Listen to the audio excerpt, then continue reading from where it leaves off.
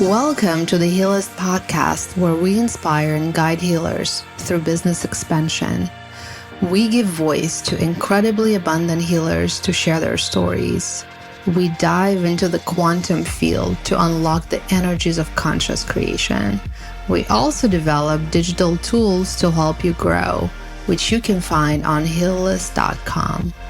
I'm your host, Yuli, and I'm grateful you chose to join this space. Now let's go deep. Hello, my friends. I'm super excited to have our very first interview episode. And I'm starting with my dear friend, Olga Naiman. Olga defines herself as a spatial alchemist, integrating interior design, psychology, and the law of attraction. She's built an incredible career as an editor at House Beautiful, stylist for Domino and Real Simple magazines. Her work appeared also in Washington Post and Elle Decor. And finally, in the last few years, she decided to combine together her design career and editorial and her own spiritual practice. And since then, she's had a huge success being called a design therapist and house whisperer by the Better Home and Gardens magazine only recently, who featured her own home. And she's really, really a special person. I at least haven't met anyone else who combines together spirituality and interior design. She's about to publish a book on the subject, which again is going to be the first on its kind. And I am extremely fortunate to have Olga as my neighbor and friend. So we actually spend a lot of quality time together and share our spiritual and business journeys over hikes, dinners, and other adventures. And she's one of those people I can talk to about anything and nothing is too out there. So we talk a lot about energies, and healers focus on energy all the time, but physical space is also important. This is what I've learned from Olga. And you can use physical space to support growth as healers and business owners.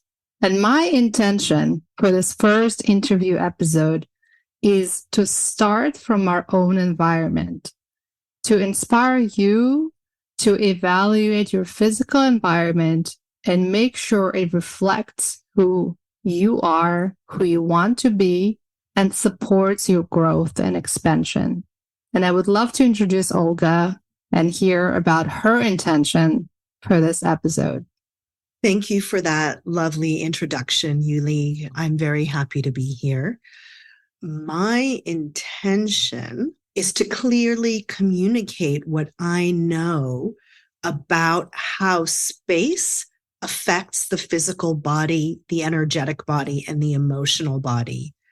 I really want to share with you guys how you can work with space as an ally in order to ground yourself and to amplify specific energies and bring them out into the world. My great love is the third dimension. And when you marry it with the energetic planes, you really get a powerful vehicle. And that is what I want to share with you guys. That is incredible. And I love how we're diving right in because we're talking a lot about, energies and working in the 5D plane and as healers spend a lot of time in those kind of spaces. But let's talk about how we're connecting all those spaces and how we can work with our immediate environment, because it's so powerful, right? The matter, the 3D is still a very powerful world. And this kind of like when you talk about this kind of looking back and forth between the two and traveling between the two. And in your case, amplifying through 3D our vision, how we're setting intentions in our physical space. So they manifest, they help us expand, they help us grow. Here at the Healers Podcast, we're all about this, setting this abundance mindset, this growth mindset. So can you talk about how you're seeing those energies working together? Yes. I believe that energy and matter are friends. And we could use both of them to support and amplify each other. So when you're working with the spiritual plane, you can decide what energies that you want to thicken and bring down into the material plane. And you could use the objects around you and the space around you to represent and to ground those energies into the material plane. For example, say that we can even take a very simple example, which is the cup that you drink out of. We all have a coffee cup where we kind of pay attention. Some of us pay attention to our cup, some of us don't. But each design of a cup has a different energetic feeling. The body relates to it in a different way. The tactility, the weight, the textures of it, the feel of it in your hands. You would choose a very different cup if you wanted to ground yourself energetically to a choice that you would make if you want to expand abundance, for example. So if you wanted to do those two things, you would choose a different material object. So that is a very simple example that could be extrapolated into spaces as a whole. I love this example because it's so simple and easy and something that doesn't require necessarily a huge investment. And I followed this advice right away because when Olga told me about it, I went and actually ordered a very nice, beautiful cup that really spoke to me that had this kind of a golden detail. And it's just like something that I look forward to. It almost become a ritual, right? So now I'm making a coffee for myself in the morning. And I always think about it, that it was actually intentional. It wasn't a random cup that I found in a drawer. It wasn't something that, sometimes we get those gifts, right? There's a cup that we don't really love, but someone gave us this funny thing with something written maybe. We don't really relate to it, but we kept drinking from it because it's there and it's on the shelf and it's convenient, and because maybe we don't like to waste things, right? But this is actually what creates our reality and what creates our energy. And that cup of coffee, especially for a lot of us, like I drink 1 cup of coffee every day. So it is kind of that ritual that I have in the morning. And that container is important. And it's amazing that it didn't occur to me until you actually spoke about it. So thank you for that very quick and easy example. You're welcome. Healers tend to be so focused in the energetic plane, which is amazing. And if you learn the skill of translating the energy that you want to experience or amplify in your life into the material plane, then suddenly you have twofold catalysts. You have your expertise with the energy, which you're so good at and you're so skilled at doing. But then you have the material plane amplifying and really setting that energy out to play in the third dimensional world, which is our home. So it's like a double draw. And I really feel like working with the material plane with an awareness of energy is an amazing, amazing gift that healers have.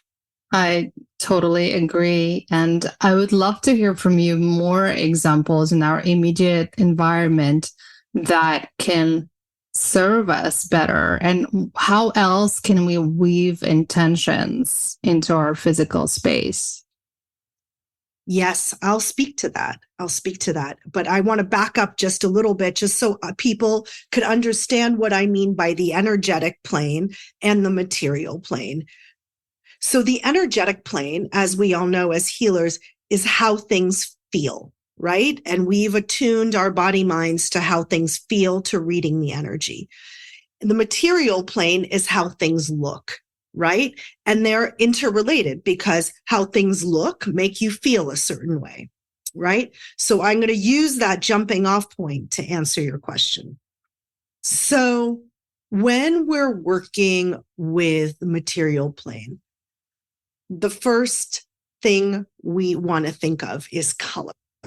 color is such an easy way to shift energy, right? We all know about the chakras and how the chakras are associated with different colors.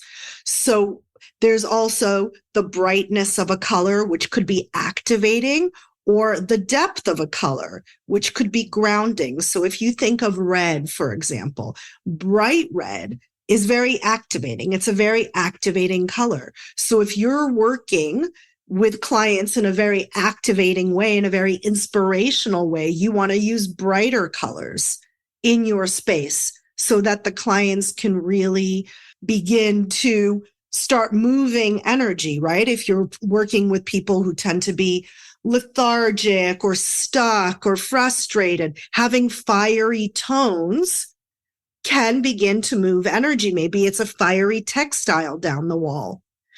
But if you're working with people where you're grounding people who could be vata people, who could be anxious people, or whatever their constitution is, if your clients or you tend to have that kind of disposition, you can begin to work with color in a grounding way, like deep reds, deep greens, deep oranges. So it's not necessarily the colors that you choose, it's also the intensity of the colors that you choose. So you can begin to work with color by thinking, what is the experience that I want to create for my clients? And what is the experience that I want to create for myself?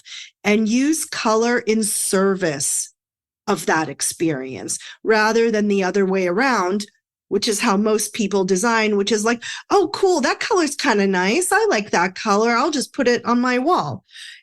That's great. Chances are that'll be fine. But as an energy worker, you want to start thinking deeper. Like, where do I want to bring the client and where do I want to bring myself? And how do I use the material world as a vehicle to get us there? So that's one way, color. I love it. First of all, color is super simple. And again, all of us have access to all the different colors and we can also get creative. It doesn't need to be a big object like a new couch or a desk. It could be a painting or a picture that we put up. And that suddenly changes the whole energy.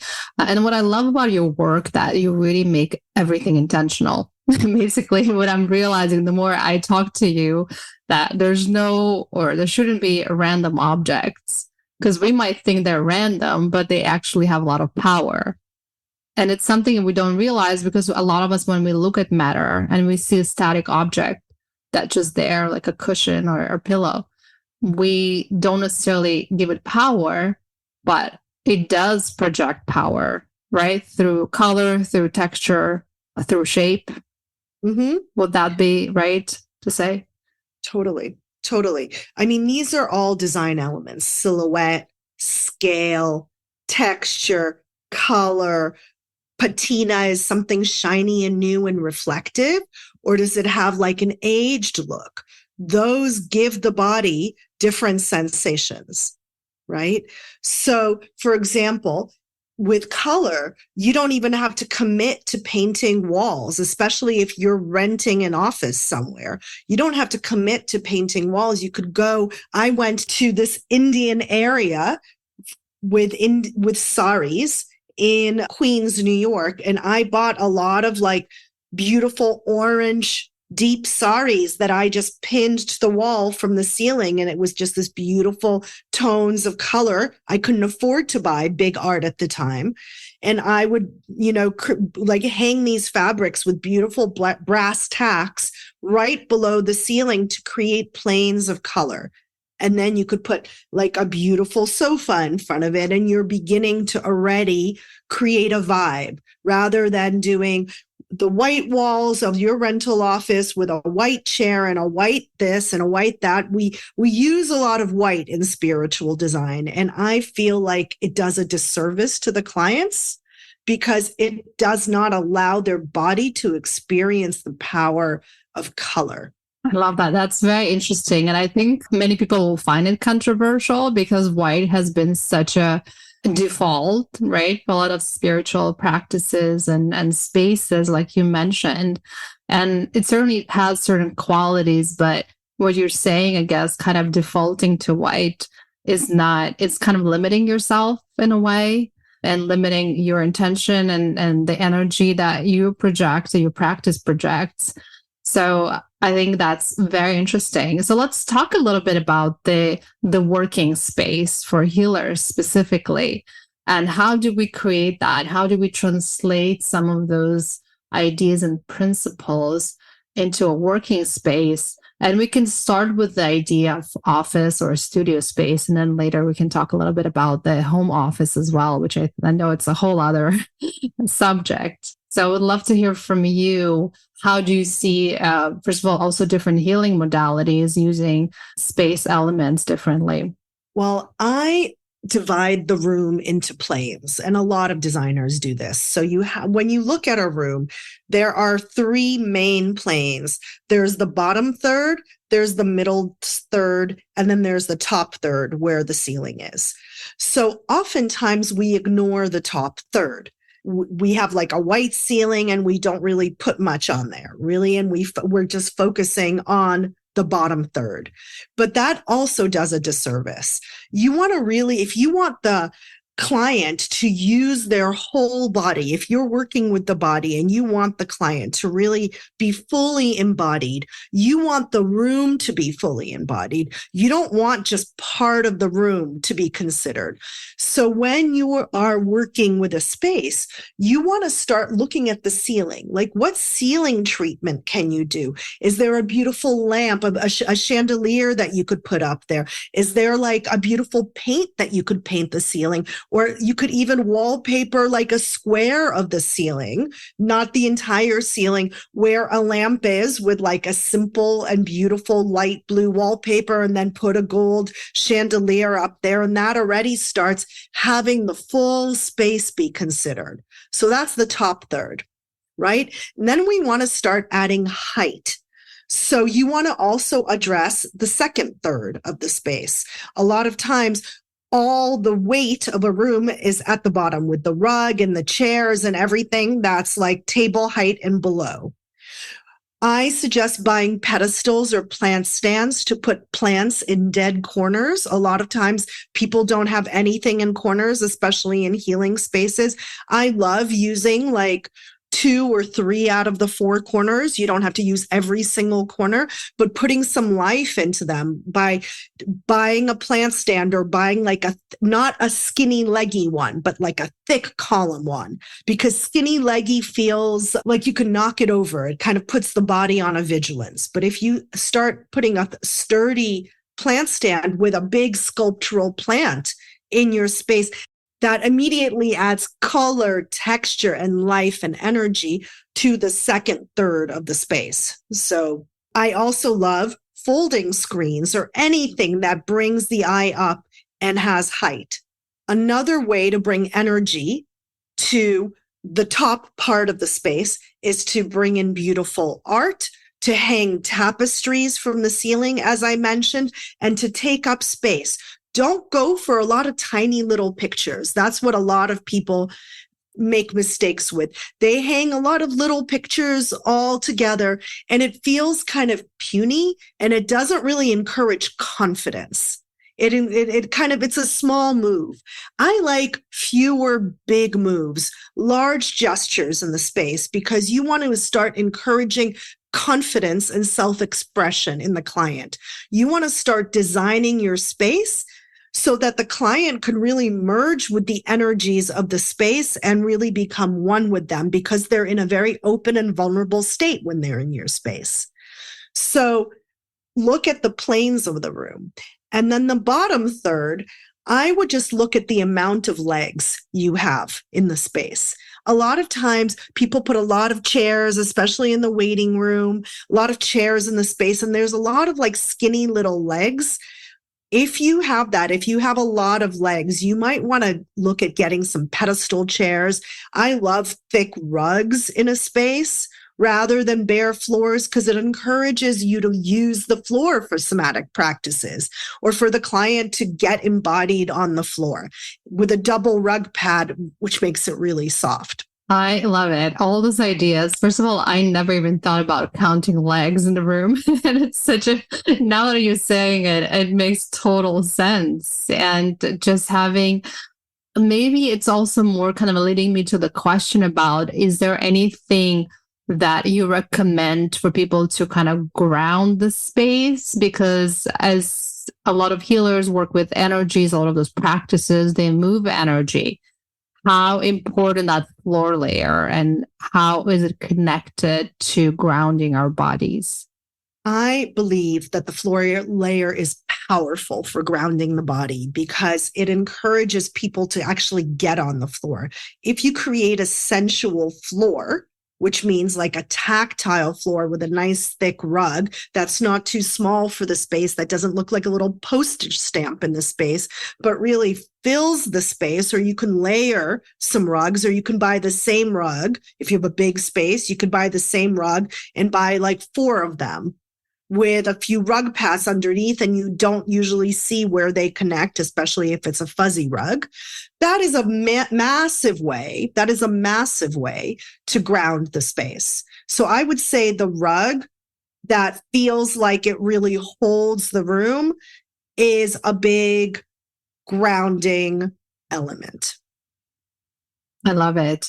So I think we have this kind of vision of the perfect healing center studio, right? But what about our homes? I think a lot of us in general, since pandemic, and a lot of healers especially, they work out of their homes. And I actually have a personal story about it. Olga helped me a lot with my home configuration because originally I didn't have a dedicated office space because I thought I like kind of traveling between spaces and find myself every day in a new spot. And then when she came and we talked about it, immediately within 5 minutes, I saw so many issues with that. And she forced me to create a dedicated office space for myself. And I can attest how much it contributed to the growth of my business, to focusing my efforts on where I am and where I'm going. And it's just been such an incredible and simple for the outsider, I guess, or not so simple because Olga worked on it on her method for so many decades. But to me, it was just something so simple and powerful. Just the idea I need actually an intentional, dedicated workspace. And even though it's just me and my laptop, we deserve our own environment. And so I totally realize now the value of creating that dedicated space in our homes and not just kind of like treating it as, oh, well, I'm just going to put a chair in my bedroom and this is going to be my workstation, and how much power it has on the businesses we create. So I'm curious, how do you see this new kind of hybrid home work environment? And a lot of people, some of us have the option to have a dedicated space. Some people are forced to use a space in a more multifunctional way. For example, I mean, there are healers that let's say they do massage therapy, they would often just have their folding table and it could be in their living room or their bedroom. So there's all kinds of scenarios, right? How people using their homes as a working space. What is your recommendation for that? And how can we focus those energies better? Well, there's so many different scenarios of how you work. So I would say that if you're working on Zoom, you really want to pay attention to your Zoom background and make it intentional. Create a frame that you always are putting your computer in front of that specific Zoom background rather than randomly moving around your home. You want to create a Zoom background that shows who you are. You want to create a Zoom background that frames you in a very complimentary way. I would not have your Zoom space be in your bedroom where you're showing your clients your intimate spaces. I would create, wherever it is, a stage. for yourself. I call it a Zoom stage. And in this Zoom stage, think in symbols. And as healers, you know how to do that. Everything that you're putting behind you is symbolic. So you don't want it to be random. You want it to be intentional. You want to create a Zoom background that projects abundance. And by abundance, I'm not talking about garish or gold. I'm talking about elegance, intentionality, and style. Every single element that you choose should be something that you want to amplify in your life, because you know that where attention goes, energy flows. And people are paying attention to who you are and what is behind you, and they're making conclusions and judgments about it. So you want to get very clear on what you want them to be thinking. And as an energy worker, using the material world to plant and seed ideas into the minds of your clients that are not only beneficial for them, but also beneficial to you is of interest. If you're taking people into your physical space, I would create a space that is not too personal for them to be in. I would create a neutral but chic space. And by neutral, I'm not saying neutral colors. I mean a warm space where your personal life is guarded away. You don't want them in the middle of your bedroom or in the middle of your living space. I would say find another space in your home or guard off part of the space with folding screens or fabrics or curtains or bookshelves so that they are contained in a space that is intentionally designed to help them heal. I would create a boundary and a separation. Now, that is so important. I couldn't agree more. And in terms of if people do have a dedicated room that they could dedicate in their home, or is there any specific advice that you would recommend to turn that home environment to look a little more, I would say, official? I mean, obviously, we don't recommend to turn it into a healing center if it's just a bedroom in their house. But is there any principles that can guide them how to turn that dedicated space into something more special? You want to start curating the client's experience from the moment they cross your threshold. So even your foyer has to feel like what you want your client to feel like. So you start using the material world to create an experience for the client. So no clutter, no mess as they're walking to that specific room. You want to create an experience that holds the client and allows them to feel a sense of coherence. So for the client to feel a sense of coherence, your rooms need to be coherent. So elements of rooms are speaking to each other in silent dialogues. So everything that's the same color is speaking to each other. It's like a family of colors. Everything that's the similar textures is carrying on a conversation.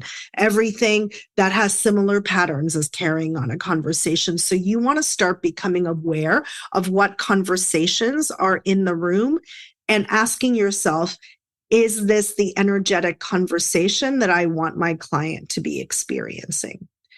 And in the healing space, I'm going to say something very controversial. I am so not for white spaces with plain wood floors. That level of neutrality gives nothing for the client's body to relax into. I feel the client's body is not contained, and I feel that's not going to differentiate you at all from the millions of other rooms that look exactly the same. It feels clinical, it feels cold, and there is nothing that is interesting about that space. Every time I walk as a client, when I walk into a space like that of a healer, I feel like it's a missed opportunity. So you want, as a healer, to take consideration of those planes that I spoke about, to bring the warmth into that space, to really bring containment, bring textures, bring patterns, and let the person see you. I would not have a lot of little pieces of furniture. Use fewer, larger pieces of furniture, larger gestures, which show the client confidence. Bring plants in, but not a lot of tiny little plants. Do fewer, larger things. I'm all for minimalism, but you don't want minimalism with a few little tiny things. You want a big gesture to show connection, to show confidence, and to really give the client some fascination in your space. And that's what the white spaces don't have, is there's no layers of information. There's no fascination. So imagine going to a hotel lobby where there's a lot of layers of information. There's a lot of layers to the design. It's very interesting. You want to stay in that hotel lobby. Your body relaxes. You walk into that restaurant or hotel and you're like, oh, this place is interesting. I feel good here. And imagine also walking into a space that's all white and very simple and just very minimal things.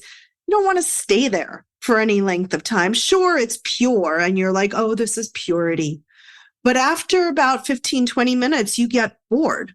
You don't want a space that makes you look like every other healer. You want to really differentiate yourself through the elements of design.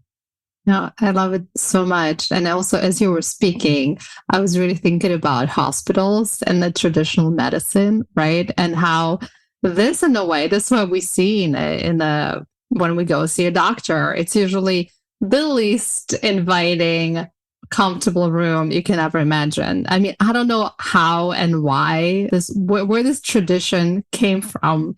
I'm very curious because I know a lot of doctors, especially in New York City, right, that they can afford a much more inviting space, but from whatever reason, this is what most people envision when they think a healing space.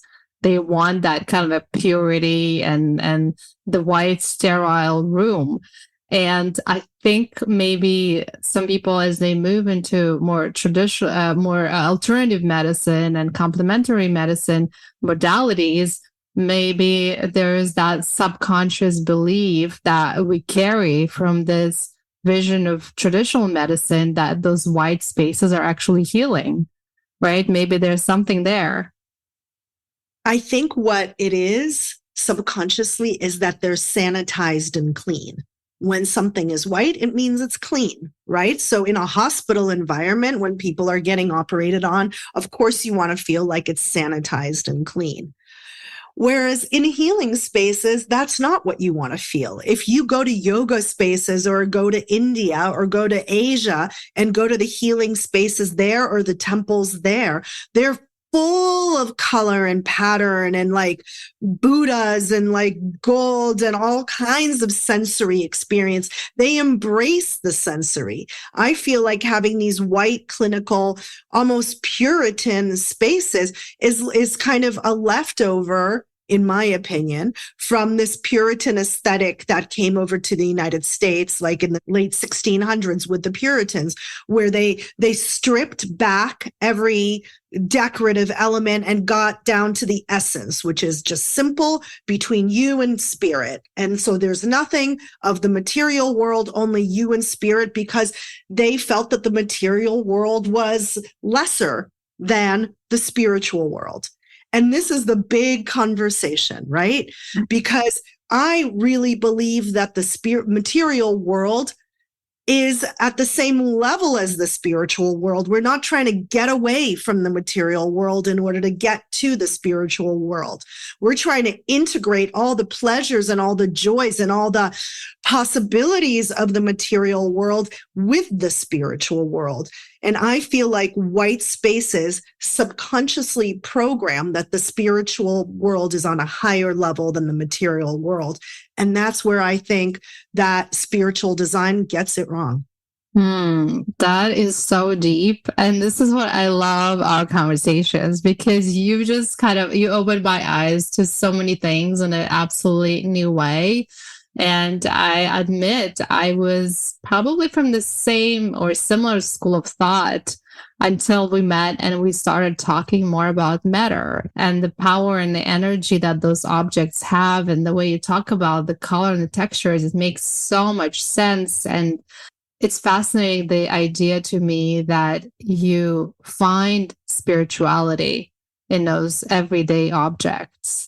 Which leads me to my next question. And we mentioned a little bit earlier the idea of rituals, right? And I know when I came first to see your office, I was really, really blown away by your altar that you have and all the beautiful objects you have on it. And immediately it puts you in a different mood. It kind of, first of all, it tells your story and who you are.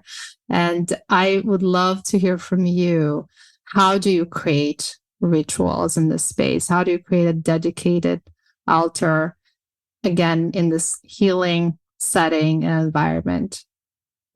So there's two layers here. So first, I'm going to talk about how you begin to create relationships with objects and upgrade yourself by using routine. So anything that we use over and over again, like the cup that we drink out of, or our napkins that we use on the daily, or the cup that we use to brush our teeth, or our toothbrush, or like anything that our pen, our telephone case, anything that we use daily is alchemical gold. Because if you begin to upgrade, and this is not a material, like could be in small material ways, but if you begin to get very intentional about what are your salt shakers like, what are the things that you use over and over every day like, and can I upgrade them to begin to infuse more love and awareness into the material world? That immediately starts, as a healer, starts beginning to create a conversation between the spiritual world that you are a part of and the material world that you are living every day. So you want to start bringing those two things into conversation, and nothing is as easy as beginning to upgrade your own rituals. And I call that upgrading routine into ritual, because brushing our teeth could be a ritual. Drinking coffee could be a ritual. Eating is a ritual. Every one of these little everyday things, even washing the dishes and the sponge that you have. Why get a plain old supermarket sponge when you could spend $4 more and buy this beautiful artisanal sponge that you could then use to rinse your dishes and give yourself more pleasure? So that is one level of routine into ritual, and that takes the mundane and makes it sacred. So that is the relationship that you're wanting to create for yourself with the material world as a healer, to make the mundane sacred. So that's one level. I just want to take a pause here because it's so deep. And again, this is like one of those things where when you said that to me for the first time, again, it blew my mind. And I can never look at a dishwasher or a sponge in the same way again. And you start noticing, the more you think about it, you actually start noticing those things. And you start caring about everything you touch and everything that is in your field. And it's a really profound process. So I just wanted to pause on that and really give this kind of the full appreciation. Yes, we don't pay enough intentional attention to the things that we use every day and that we live with. And we could become the curators of our experience. So once we begin to curate the material world of our homes, which is something that we can control more than anything else in our life, we can control and curate the material world of our homes. It begins to amplify in other parts of life, which is where the law of attraction comes in. And as healers, you already have a dialogue with the energetic world. So you can become a life scientist and begin to start moving things around in your home, upgrading and shifting things and seeing how life responds. I call this call and response. So you begin to up-level your material world in small ways, begin to start having a relationship with objects, and then see how life responds, see how your body responds, then do it again, and then do it again. And little by little, you begin to make a relationship with the material plane, a very intentional relationship, which brings me to your altar, right? Many of us have altars that are the classic things, the crystals and the Buddha. That's beautiful. I would say that anything that is on your altar, you want to put there because you want to identity merge with it. An altar is a liminal space, right? It's a space that you're moving from the material world into the spiritual world through the portal of these objects. These objects are serving as a portal, which is why people put crosses on their altars or Buddhas on their altars. They're bringing things that represent a higher level of consciousness than that which they're currently at. So whatever you put on your altar, you want it to be symbolic and you want it to represent a higher level of consciousness than where you're currently at, because you want it to be a portal that kind of sweeps you up towards this higher level of consciousness. And only you can decide, this is very subjective, what that is for you. So candles, crystals, but also objects that are very luxurious could be on your altar, right? Also, things that you want to merge with. For example, if you're wanting to have more grounding in your life, put things that represent earth on your altar. If you are overly anxious and you tend to spin out, earth is what you want. If you tend to be more lethargic and you're procrastinating and you feel stuck, bring things that are fiery elements. Start working with the elements on your altar. So there's no prescription. It's mostly, I would say, the larger overriding prescription is put things on your altar that you want to become one with. That is incredible advice. And thank you for this gem again. I would love, since we touched a little bit on abundance, I would love to hear more from you.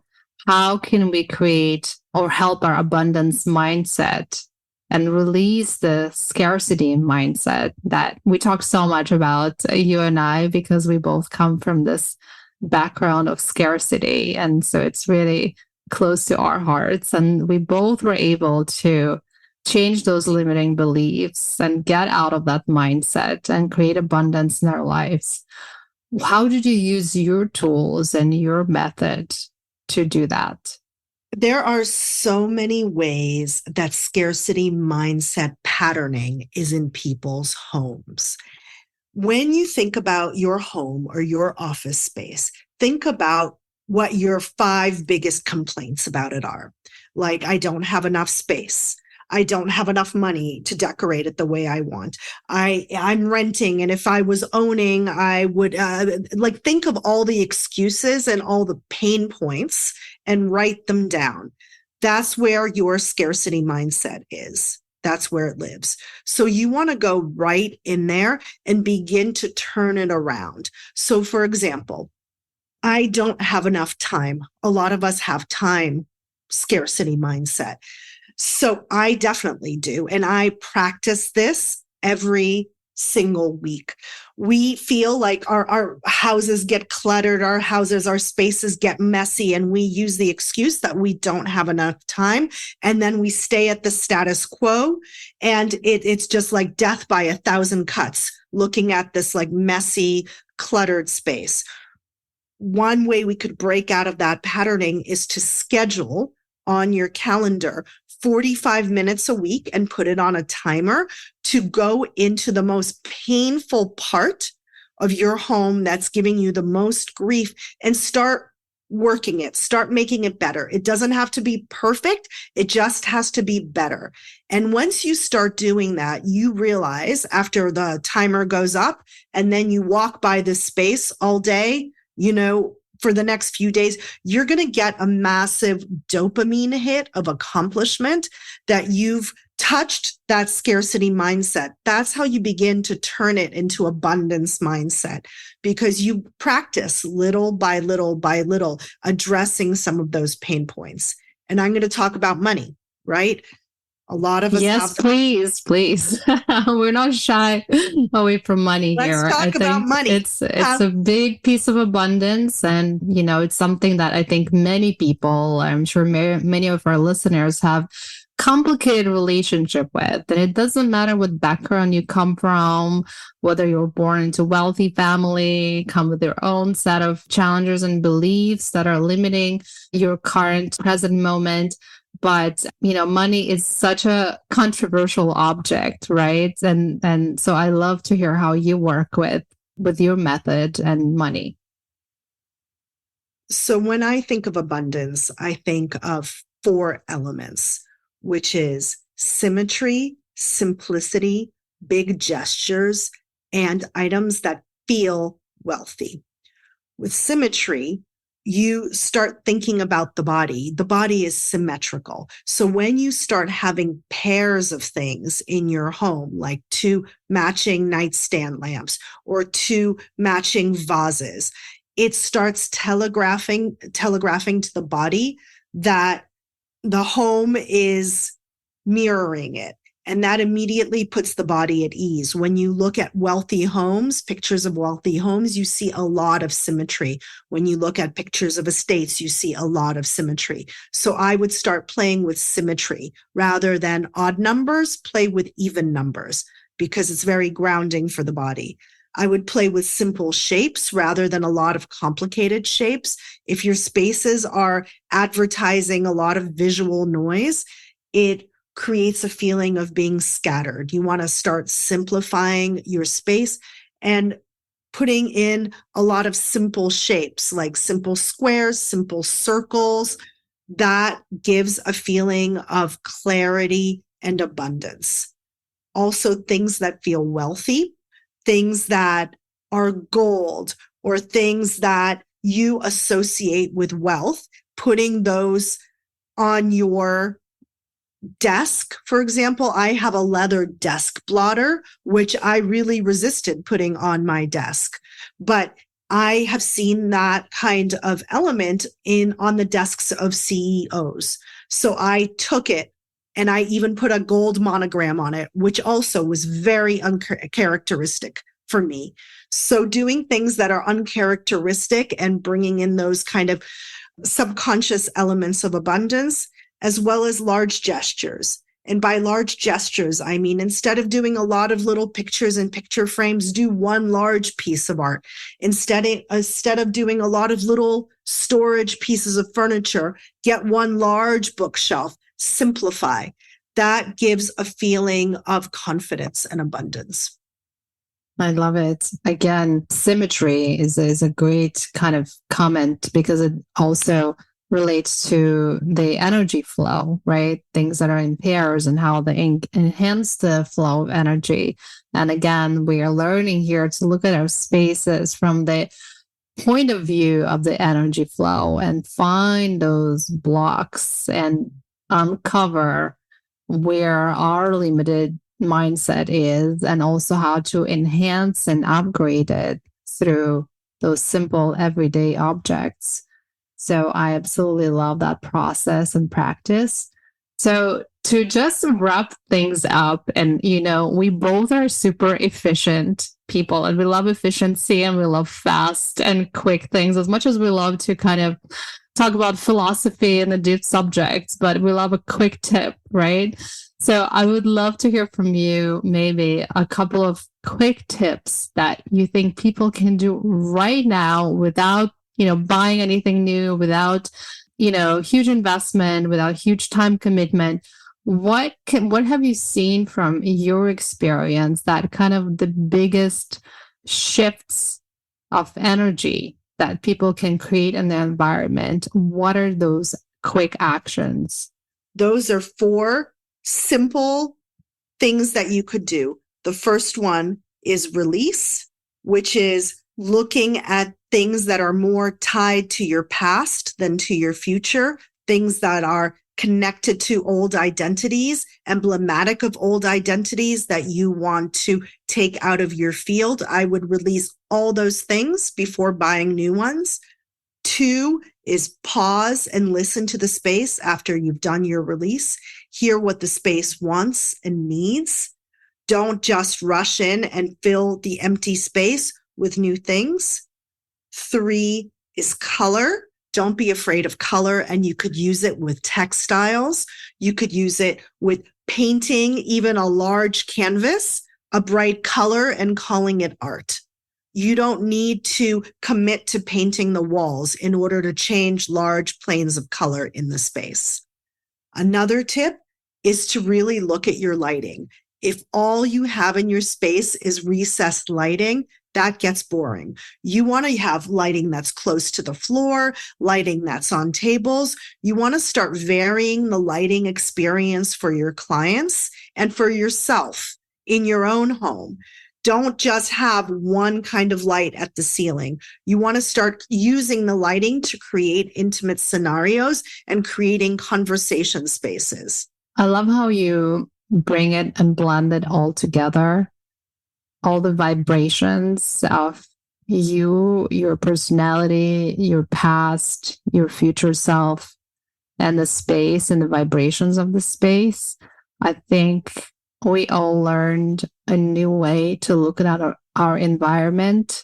And I think at least you opened my eyes to so many different new ways to look at the everyday objects that we all have and we all keep living with every day, not even realizing the power they have and creating those rituals. I think one of my favorite things out of this podcast is really putting intention on creating more rituals, the routines, because I think so many of us are stuck in similar routines every day, especially those of us who have families.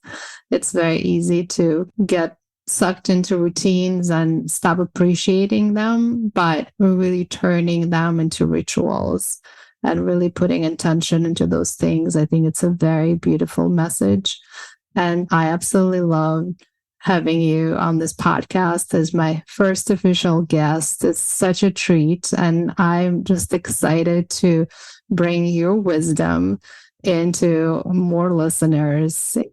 Thank you, Yuli, for having me on. I love talking to healers. They have a special place in my heart because I've been healed for so many years, and it was through healers that I came to the place that I am. And if you're interested in learning more about this, please find me on Instagram because I write a lot about the material world and the spiritual world and the energetic world with a lot of tips. So please find me, and I would love to help you rethink your space, your practice, amplify your business, anything that you need design-wise, I would love to support.